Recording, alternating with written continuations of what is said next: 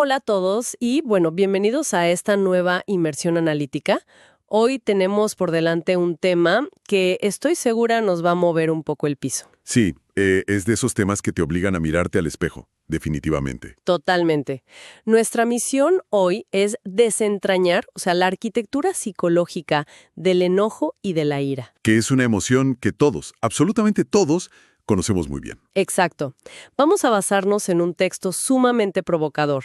Es un extracto del capítulo 6 de Un curso de milagros que se titula Las lecciones del amor. Un título que, suena muy pacífico para lo que realmente vamos a analizar hoy. Sí, es que el contraste es brutal. Vamos a analizar las ilusiones que nuestra mente crea para sentirse atacada y cómo nuestros sistemas de creencias dictan literalmente la realidad que le enseñamos al mundo todos los días. Es un viaje directo a cómo estructuramos nuestra mente. Y el gancho aquí, o la premisa inicial que plantea el texto, desafía por completo el sentido común.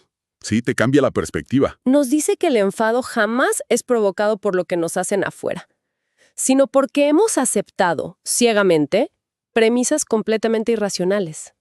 Bien, vamos a desempacar esto. Me parece perfecto. ¿Por dónde empezamos? Pues, normalmente cuando hay una reacción física hay una expectativa de causa y efecto. Muy clara y, casi reconfortante. Como una fórmula matemática. Exacto. Tomemos la biología básica. Si tocas una estufa caliente, el sistema nervioso entra en pánico, hay dolor y quitas la mano al instante. Es un reflejo puro. Sí, es físico, innegable. Y lo más importante para nuestra mente es que la culpa recae de manera absoluta en la estufa. Claro, la estufa estaba caliente, la estufa me hizo daño, fin de la historia. Ajá. Y esa transacción lineal es el modelo bajo el cual intentamos operar en casi todas las facetas de nuestra existencia. Nos encanta esa simplicidad, ¿no? Totalmente. Hay un estímulo externo palpable y nosotros generamos una respuesta de protección. El cerebro ama esa claridad porque crea la ilusión de que el mundo opera bajo reglas lógicas. Reglas que podemos predecir. Exacto. Protegemos el perímetro físico y, en teoría, estamos a salvo.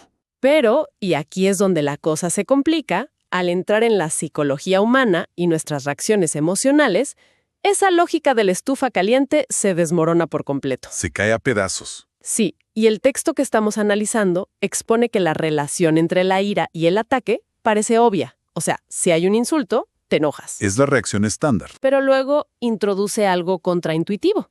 Afirma que la relación entre la ira y el miedo no es tan evidente y que el miedo es la verdadera raíz. Lo fascinante aquí es cómo la mente humana utiliza la ira casi como una sofisticada campaña de relaciones públicas, para encubrir la vulnerabilidad.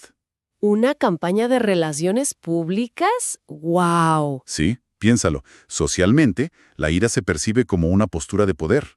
Claro, el que grita parece el más fuerte. Exacto. Una persona enfadada ocupa espacio, eleva la voz, intimida. Pero el miedo hace exactamente lo contrario. Te hace chiquito. Te obliga a contraerte. Lo que expone la fuente al vincular la ira irremediablemente con el miedo es la mecánica del ego. O sea, la ira no surge de la nada. Para nada.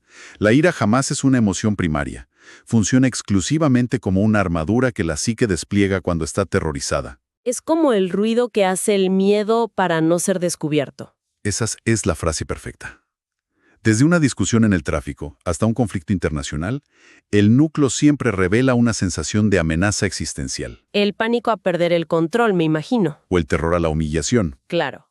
Y para quienes nos escuchan, la idea de la proyección de inseguridades es algo conocido. Sí, el psicoanálisis básico lo menciona mucho. Pero este texto usa un término muy específico. Habla de la proyección de la separación.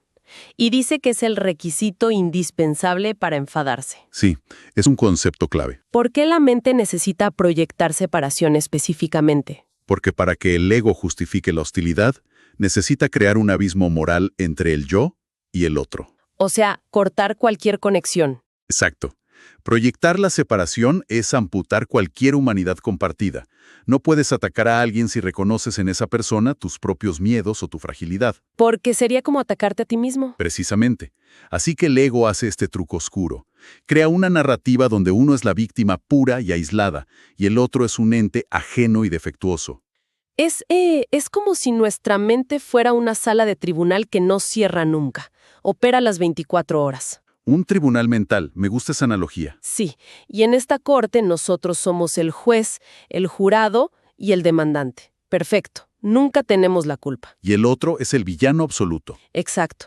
Y para lograr este veredicto, el texto desglosa 3 premisas secuenciales y francamente irracionales que tenemos que creernos. A ver, ¿cuáles son? Primero, creer inquebrantablemente que hemos sido atacados. Segundo, creer que contraatacar está justificado. Que nos va a devolver la paz, supuestamente. Ajá. Y tercero, creer que no tenemos ni un ápice de responsabilidad en la situación.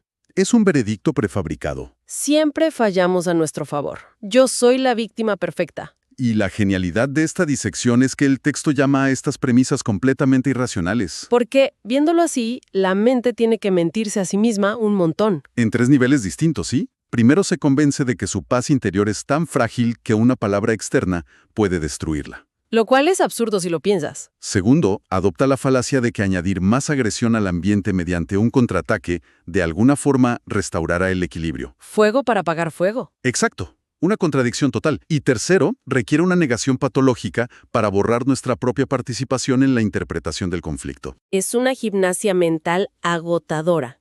Y de aquí surge lo que el texto llama una conclusión de mente.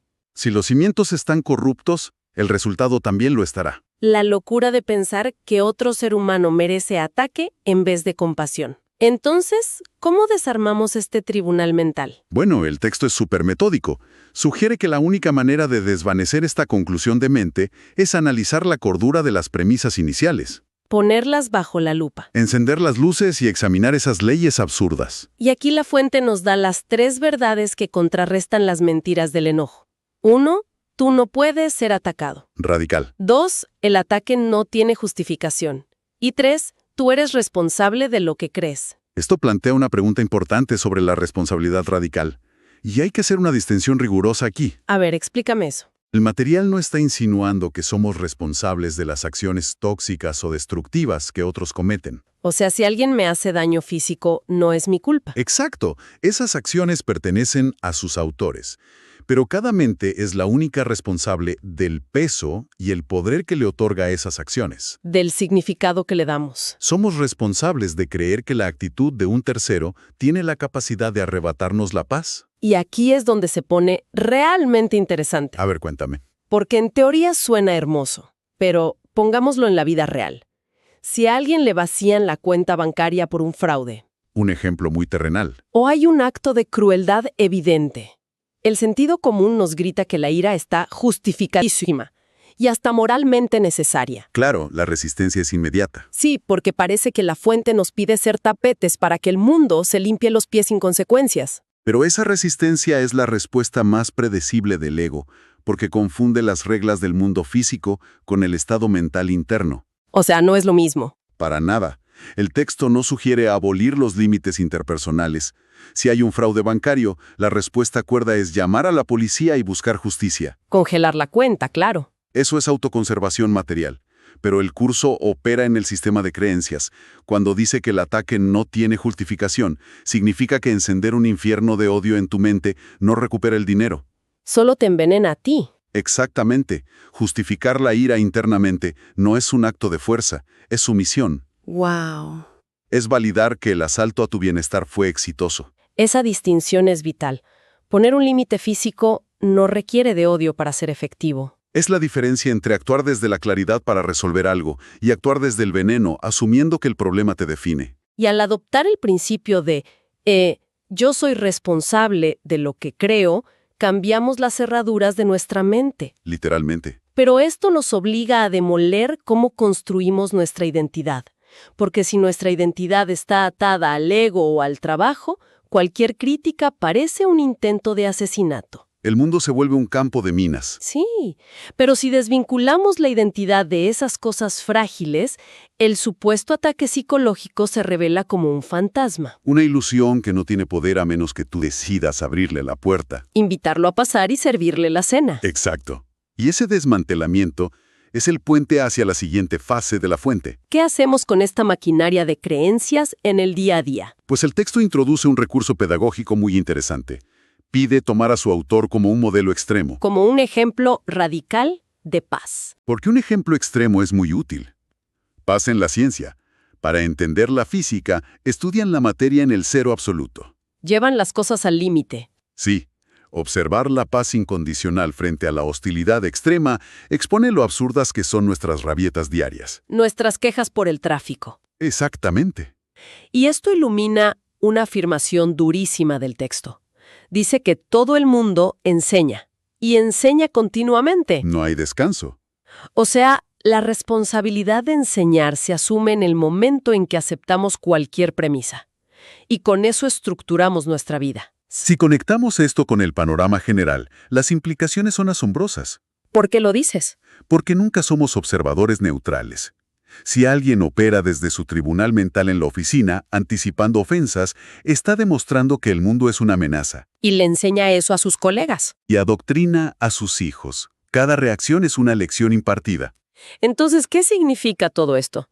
Si lo vemos de forma práctica, somos como torres de transmisión. Estaciones de radio. Exacto, estaciones de radio potentísimas y no tenemos botón de apagado. Estamos transmitiendo 24/7. Y la señal llega a todos lados. Si nuestro sistema se basa en proyectar separación y justificar la ira, nuestra estación transmite puro miedo y estática emocional. Y quien sintonice recibe ese caos. Las interacciones se vuelven ásperas porque esa es la programación que estamos emitiendo. Y el texto captura la paradoja de esto al señalar la asombrosa lealtad que tenemos hacia nuestros propios sistemas de pensamiento. Aunque sean destructivos. Aunque nos lastimen.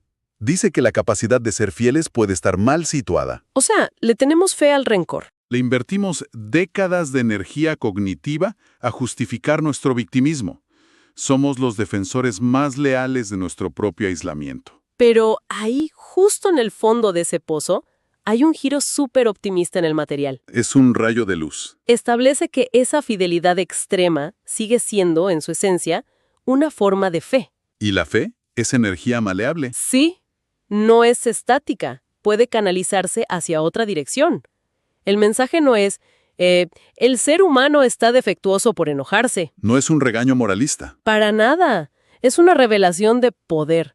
Nos dice que observemos la fuerza titánica que usamos para sostener un sistema que nos lastima. Es muchísima energía. Imagina si apuntáramos esa misma fuerza hacia una premisa cuerda. Los resultados serían increíbles. Este marco psicológico redime la terquedad humana. Convierte un defecto, como no soltar un conflicto, en una prueba de nuestra inmensa capacidad de enfoque. O sea, si puedes guardar un rencor por 15 años sin olvidar un detalle, tienes una tenacidad mental impresionante. Y esa misma fe, reorientada, puede sostener una paz interior a prueba de balas. Y esa revelación condensa el núcleo de este análisis profundo. Sí, hemos recorrido un camino largo. Desarticulamos la lógica de la estufa caliente. Vimos que el enojo es solo relaciones públicas para el miedo. Iluminamos el tribunal mental y sus reglas absurdas. Las 3 mentiras, sí. Y cómo desmantelarlas asumiendo la responsabilidad radical. Poner límites sin beber veneno. Y comprendimos nuestra función ineludible como educadores constantes. O sea que nuestra estación de radio siempre está transmitiendo. Y que nuestro sufrimiento no es más que fe mal aplicada. Lo cual da un nivel de poder y agencia enorme a quienes nos escuchan. Absolutamente. No tenemos que esperar a que el mundo cambie para dejar de sentir hostilidad. Solo tenemos que cambiar la frecuencia de nuestra propia transmisión. Y si proyectamos esto hacia la experiencia humana actual, surge una reflexión que me parece profundamente provocadora. A ver, para cerrar. Si vemos la sociedad moderna, tan polarizada, con esta ansiedad colectiva y ese nivel de agresividad en las redes y en la calle, Sí, a veces parece que no hay remedio. es fácil diagnosticar a la humanidad como incurable. Pero, bajo la lente de lo que vimos hoy, ¿qué pasaría si la intensidad de esos miedos colectivos y esa ira desbordada no fueran un síntoma de debilidad? Entonces, ¿qué serían? ¿Qué pasaría si toda esa intensidad caótica fuera la prueba irrefutable y ruidosa del colosal poder de fe que tenemos como especie? ¡Wow! Una fuerza esperando a ser redirigida. Un poder de fe monumental que late con fuerza imparable, solo esperando a que asumamos la responsabilidad de enfocar esa energía hacia una premisa cuerda de compasión. Una reflexión súper poderosa para llevarnos con nosotros. Gracias por acompañarnos en esta exploración profunda, y nos escuchamos en el próximo análisis.